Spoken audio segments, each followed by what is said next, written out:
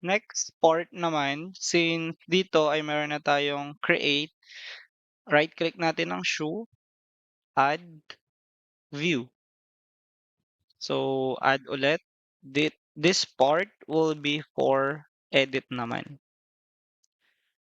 So, kay edit, ang gagawin natin ay kakopy natin yung code dito kay create. Then, ipipaste natin dito. So, konting modification lang or addition yung gagawin natin dito. So, dito meron pa rin yung model natin with project and model folder, yung shoe natin. And then, dito naman sa header natin, instead na add, so gagawin natin edit na lang. Since for editing yung part na to, so edit shoe. Tapos, sa ASP action natin, papalitan natin siya ng edit. So, sino ba tong ASP action na to? Ito yung edit na ginawa natin dito. Ito siya. Yan. So, after that, syempre ang method natin ay post pa din. Bakit?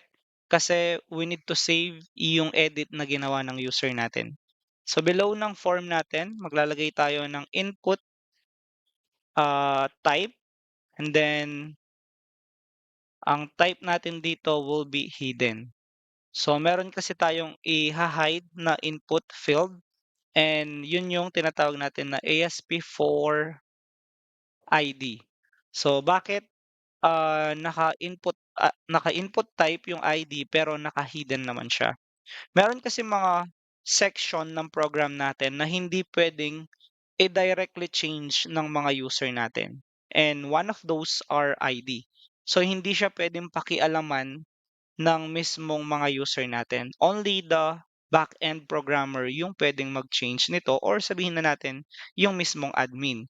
Kasi nag-i-increment tayo dito, and yung ID natin is unique identifier siya ng mga products na meron tayo. So, hindi siya pwedeng i-access ng mga user lang. No? Hindi siya pwedeng i-edit ng mga user lang or yung mga bumibili lang ng mga products natin. Kaya ginawa natin na yung type natin sa input ay hidden para sa ID. So, ang magagawa lang ng user natin, ang may edit niya lang is yung mismong name, price, and quantity na meron tayo. Then, di na natin papalitan yung mga to, same as it is po siya. Pero, nawala pala yung control natin dito kasi inalis natin kanina. So, ibabalik ko lang siya. And even dito sa create, nakalimutan ko siyang ibalik. Input class, ayan. So, okay. So, ngayon, dito naman sa part natin, button natin ay submit pa rin. And then, ang button naman natin dito is gagawin natin siyang primary. And then, papalitan natin yung label natin. Oops. Papalitan natin yung label ng tinatawag natin na edit. Or sabihin natin update, since ina-update natin yung mismong file ng user natin. Okay, so since we already edited yung mga part sa ating edit, i-run natin yung program. And eto yung output natin. So mapapansin nyo, wala siyang laman kahit na nag-add na tayo ng previous kasi wala tayong database. Kaya wala siya laman. So mag-a-add tayo ulit ng shoe. Sabihin natin ay ASD, tapos ang price niya ay 100, ang quantity ay 6, then save.